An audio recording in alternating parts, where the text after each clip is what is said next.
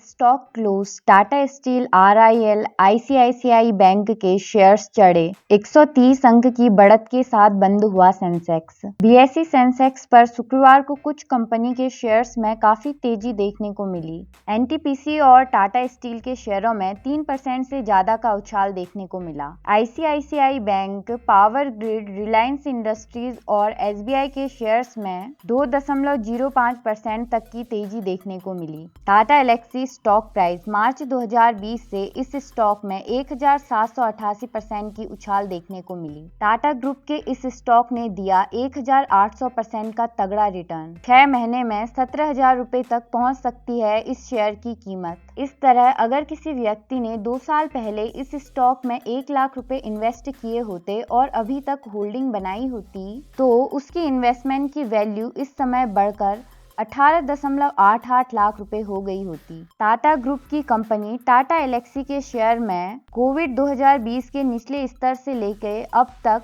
1800% का उछाल देखने को मिला है। एक्सपर्ट्स की माने तो इस शेयर में तेजी का सिलसिला अभी थमने वाला नहीं है। आने वाले समय में इसमें और तेजी देखने को मिल सकती है। इस स्टॉक का मार्केट कैपिटलाइजेशन आज के समय में 59,000 करोड़ रुपए तक पहुंच चुका है। सोने के दाम में आई गिरावट, चांदी हुई काफी सस्ती। राष्ट्रीय राजधानी में शुक्रवार को सोने के दाम में 90 रुपए प्रति 10 ग्राम की टूट देखने को मिली है। इससे दिल्ली में गोल्ड प्राइस 52,915 रुपए प्रति 10 ग्राम पर आ गया।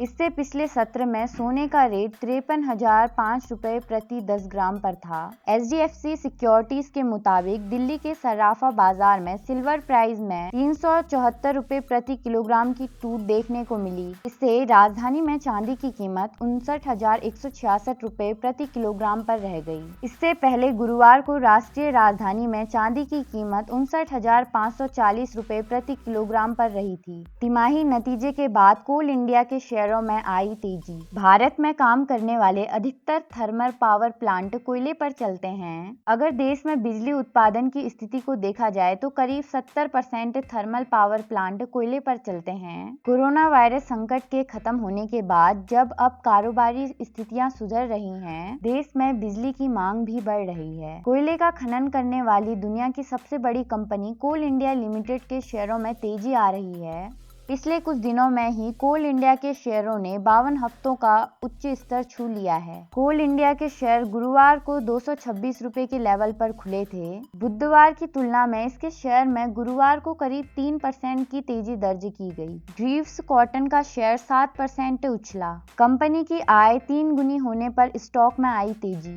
ग्रीव्स कॉटन को पिछले साल की पहली तिमाही में 22 करोड़ के घाटे के मुकाबले चालू वित्तीय वर्ष की तिमाही में 16 करोड़ रुपए का मुनाफा हुआ। ग्रीव्स कॉटन के नतीजे मुनाफे और आय दोनों के लिहाज से बेहतर रहने की वजह से बीएसई पर ग्रीव्स कॉटन का शेयर 177.7 रुपए तक उछल गया। पेज इंडस्ट्रीज के शेयर्स पहली बार 50,000 रुपए के पार। पेज इंडस्ट्रीज का नेट प्रॉफिट जून तिमाही में कई गुना बढ़कर 207 करोड़ रुपए तक पहुंच गया। पिछले साल इसी तिमाही में कंपनी का नेट प्रॉफिट सिर्फ 10.9 करोड़ रुपए था। पेज इंडस्ट्रीज के शेयर्स अपने निवेशकों के लिए मल्टी बैगर स्टॉक साबित हुए हैं। शेयर बाजार में लगातार दूसरे दिन तेजी। सेंसेक्स 130 अंक मजबूत हुआ। घरेलू शेयर बाजार में शुक्रवार को लगातार दूसरे दिन तेजी रही और उतार चढ़ाव भरे कारोबार में बीएसई सेंसेक्स 130 अंक की बढ़त के साथ बंद हुआ। इन्फ्लेशन और औद्योगिक उत्पादन आंकड़े जारी होने से पहले से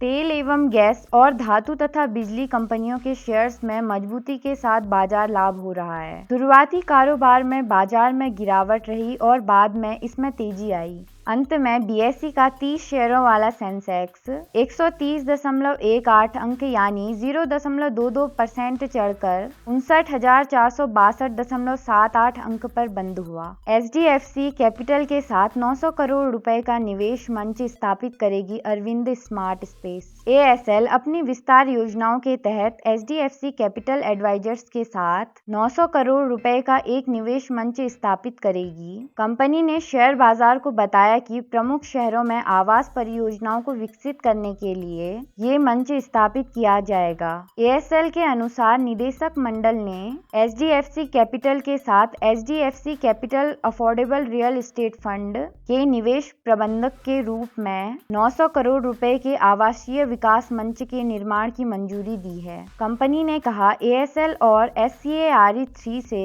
मंच के लिए प्रस्तावित निवेश क्रमशः 300 करोड़ रुपए और 600 करोड़ रुपए होगा। इस निवेश का उपयोग अहमदाबाद, बेंगलुरु, पुणे और मुंबई महानगर क्षेत्र जैसे शहरों में आवासीय विकास के लिए नई परियोजनाओं के अधिग्रहण के लिए किया जाएगा।